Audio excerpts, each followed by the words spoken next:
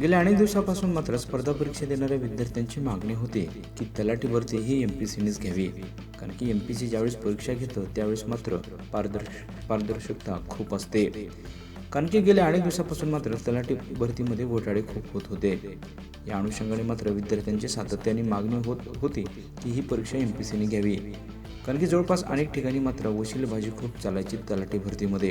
परंतु आता पारदर्शकता आल्याने ही भरती MPSCच घेणार असून मात्र हे आता 100% कन्फर्म झालं आहे. त्यामुळे येणाऱ्या काळामध्ये जो कोणी MPSCचा खास अभ्यास करेल तोच व्यक्ती मात्र तलाठी देखील होऊ शकतो, हे मात्र सत्य आहे. कारण की अनेक संवर्ग ॲड झाल्यानंतर मात्र 2026ची गट क ची आणि गट ब ची ॲड मात्र ही खूप मोठ्या प्रमाणात जागा रिक्त असल्याने ही ना भूतो ना भविष्य अशी ॲड येऊ शकते, अशी प्राथमिक माहिती समोर येत आहे.